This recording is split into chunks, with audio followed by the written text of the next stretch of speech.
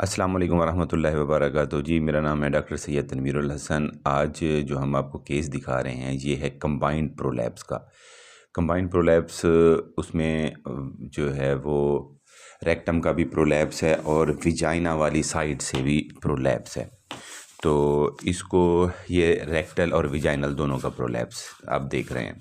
तो ये हमारे पास फील्ड में एक केस आया है जिसमें जो है वो रेक्टम की साइड से भी प्रोलैप्स आपको नज़र आ रहा है और विजाइना वाली साइड पे भी आपको प्रोलैप्स नज़र आ रहा है। अब ये प्रोलैप्स होता क्यों है, इसकी आज हम वजूहात आपको बताएंगे जो फील्ड में हम ज़्यादातर ऑब्ज़र्व करते हैं। जो पहले नंबर पे है कि कॉन्स्टिपेशन अगर हो जाए। अब रेक्टल प्रोलैप्स की बात करते हैं। कॉन्स्टिपेशन अगर हो जाए, कब्ज़ हो जाए बहुत ज़्यादा, उस वजह से जो लार्ज इंटेस्टाइन का लास्ट पार्ट रेक्टम है वो बाहर निकल आता है, तो इसको रेक्टल प्रोलैप्स कहते हैं। बाज़ औक़ात ऐसा होता है कि जो मसल हैं वो वीक हो जाते हैं। इसके अलावा एज भी मैटर करती है। अगर बहुत ज़्यादा सर्जरीज़ हुई हुई हों जानवर की तो उसमें भी ये प्रॉब्लम आ सकता है।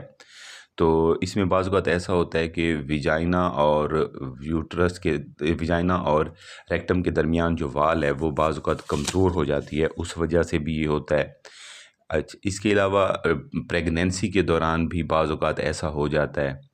तो अगर मौरूसी हो तो उसका फिर कोई हल नहीं है। अब आते हैं हम विजाइनल प्रोलैप्स की तरफ। विजाइनल प्रोलैप्स जो है वो ज़्यादातर हार्मोनल इम्बैलेंस की वजह से होता है।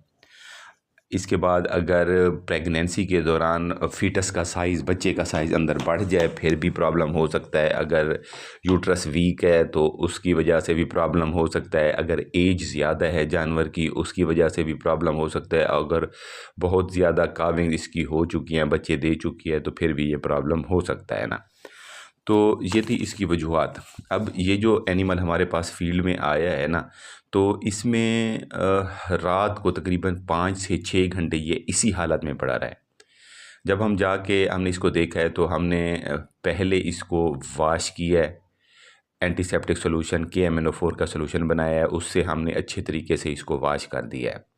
इसको वॉश करने के बाद इसका जो है हमने इंट्राथीकल हमने इसको लोकल एनेस्थीसिया लगाया है। लोकल एनेस्थीसिया लगाने के बाद इसको हमने आगे वाली जो साइड है वो हमने नीचे और पीछे वाली साइड ऊपर करके बिठा दिया है और हमने इसको रिड्यूस कर दिया है। तो इसको अब रिड्यूस करने के बाद हमने एनिमल को खड़ा कर दिया है। इसके बाद अब इसकी ट्रीटमेंट में हमने इसको फ्लूइड थेरेपी दी है। इसके बाद एंटीबायोटिक में हमने पेनिसिलिन दी है। पेन किलर में हमने इसको फ्लूनिक्सन मैग्लोमाइन दिया है।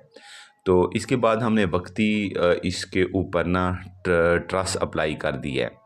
ट्रस अप्लाई करने से ये हुआ है कि जानवर जो है ना वो ज़्यादा ज़ोर लगाने से, ये रस्सी इस हमने अप्लाई कर दी है, ज़्यादा ज़ोर लगाने की वजह से उसको बाहर निकालता था, मतलब कि वो दोबारा प्रोलैप्स की तरफ आता था।